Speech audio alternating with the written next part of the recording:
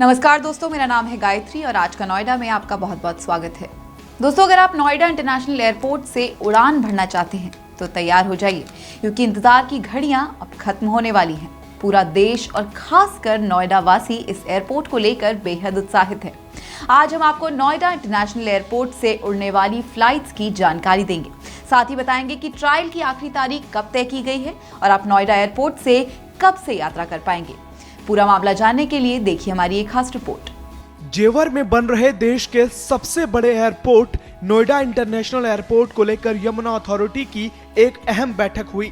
DGCA यानी directorate general of civil aviation की अध्यक्षता में एयरपोर्ट से जुड़े सभी विभागों के प्रतिनिधियों ने इस बैठक में हिस्सा लिया, जहां कई अहम फैसले लिए गए और इस दौरान कमर्शियल उड़ानों के ट्रायल की तारीख 30 नवंबर तय की गई और 17 अप्रैल को इसके लिए अंतिम समय सीमा निर्धारित की गई। इसकी जानकारी यमुना अथॉरिटी के सीईओ डॉक्टर अरुणवीर सिंह ने दी। अलग अलग चीज़ें माइलस्टोन तय किए हैं, जैसे अभी कैट 1 और कैट 3 दोनों इंस्टॉल कर दिया गया है। डीजीसीए ने उसका इंस्पेक्शन कर लिया है और जो बाकी कैलिब्रेशन है, आईएलएस का कैलिब्रेशन है, वो 4 अक्टूबर से 6 अक्टूबर तक डीजीसीए के लोग करेंगे। उसके बाद दोनों रनवेज की रिपोर्ट 10 अक्टूबर तक दी जाएगी।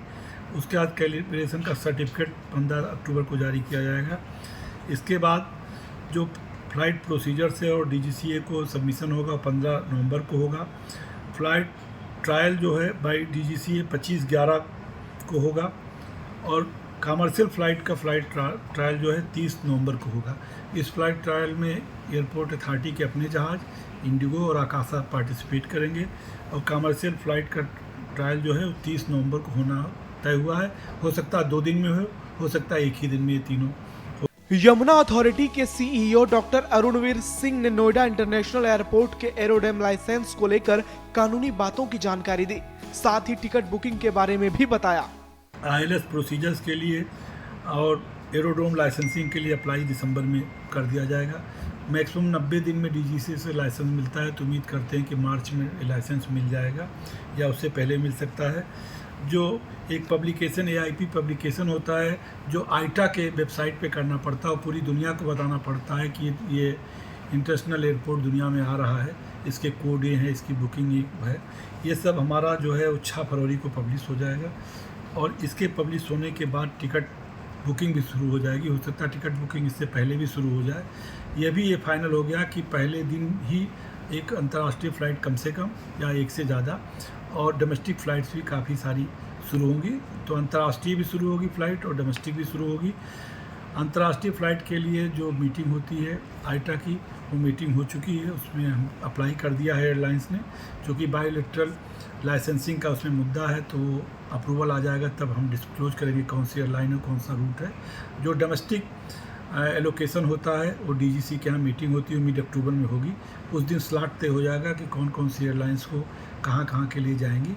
तो ये सारी प्रक्रिया फिक्स हो गई है और 30 नवंबर को कमर्शियल फ़्लाइट का ट्रायल यहाँ पर हो जाएगा। यमुना अथॉरिटी के सीईओ ने देशवासियों को खुशखबरी देते हुए एक प्रकार से उस तारीख को लेकर बड़ी बात कही जब आम लोगों के लिए नोएडा एयरपोर्ट से फ्लाइटें उड़ान भर सकेंगी।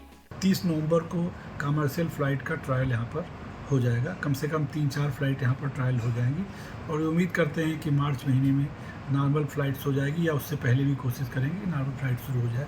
सब कुछ ऑन टाइम अब है, अब इसमें आगे बढ़ने की गुंजाइश नहीं है, क्योंकि अगर ये टाइम लाइन जो 17 अप्रैल लास्ट है, अगर इसको हम डिवेट करेंगे तो फिर 6 महीना और लग जाएगा जो है वो अंतर्राष्ट्रीय अप्रूवल्स मिलने में और आईटा से टाइम मिलने में। इसलिए 17 अप्रैल से आगे ये नहीं जाएगा, उसके पहले ही सारा काम हो जाएगा। यानी वाकई में अब इंतजार बस कुछ ही दिनों का रह गया है और ये तय माना जा रहा है कि अप्रैल से नोएडा वासी और देशवासी नोएडा इंटरनेशनल एयरपोर्ट से दुनिया भर की सैर कर सकेंगे। जैसे ही यहाँ से फ्लाइटों की आवाजाही शुरू होगी, वैसे ही क्षेत्र में रोजगार और विकास के अवसर काफी बढ़ जाएंगे। नोएडा इंटरनेशनल एयरपोर्ट न सिर्फ दिल्ली एनसीआर के लिए विकास का एक बड़ा केंद्र होगा, बल्कि पूरे उत्तर भारत के लिए, और इसमें कोई शक की गुंजाइश नहीं है कि यह भारत के विकास में बड़ी भूमिका अदा करेगा। इस खबर में फिलहाल इतना ही। नोएडा से जुड़ी हर छोटी बड़ी खबर के लिए फॉलो करना ना भूले हमारा चैनल आज का नोएडा।